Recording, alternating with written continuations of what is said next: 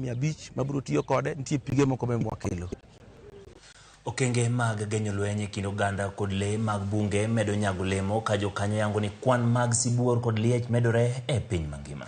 Kage yango mage kinde dhialo odiochieng' sibuor, bad migawo marito lee mag bungu KWS kod jokanyo mamoko singo medo keto kenge mag tieko lweny e kind oganda kod lee mag bungu. E kinde ma piny mangima dhialo odiochieng' sibuor, ruodh bungu kod liech odanga Nyamang'ura. E kaunti ma Meru oganda obago wuoth kaka ranyisi mag ondamo ma osego e rito sibuor maromo 20,000 ma odong' sani e piny mangima. Bang' piny mangima keto kenge mag rito liech kod sibuor e higa mar 2013, oyangore ni kwan mag sibuor osemedore. Kata kamano, midhiero maduong' en lweny e kind joka lee kod joka dhano mabiro ahinya kaluwore kod medruok mag kwan oganda ma medo manyo dak machiegni kod kuonde rito lee mag bunge. Conflict between basically wildlife and the community, human beings, that's a major threat that we have. As you know, that populations have increased in Kenya and mostly within the boundaries of the national park, and there's that conflict. There's also the climate change which has come in, which is also bringing a lot of threats to the habitat of lions. Mondo neni leo kowuok e bunge kendo donje kuonde ma ji odake. Bad migawo mochung' ne rito lee mag bunge pachoka KWS kod jokanyo mamoko osemedo keto chenro mag geng'o ne lee ahinya kokalo e keto chiel ma neno ni lego ok owuok e game. In areas where we have where there's more issues of elephants, we have come up with beehive fences. As you know very well that elephants fear bees, so when they hear the bees around a certain area, they tend to move away. We have put up fences. These are game-proof fences.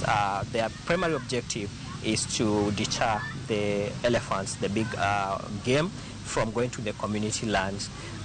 But of course, during dry seasons and sometimes when we have issues of vandalism of the fence, we have elephants straying into the community land.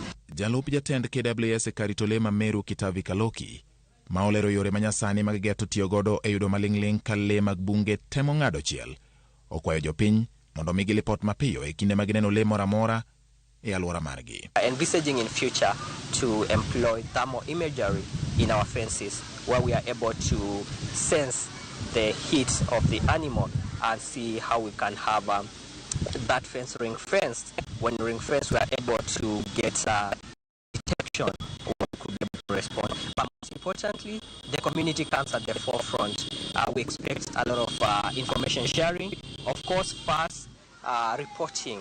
Kaka yor kelo tudruok makare kindi jogem kod oganda mawuok e alwora ma irite lee mag bunge, Jalup County Commissioner ma Kiengo e Gembe Central okwayo KWS mondo kas chenro mag chudo ne joma oyudo midhiero mondo jopiny kik bed kodgi gi chuny mojor. At times it takes too long for the challenges to be addressed, especially on issues concerning compensation.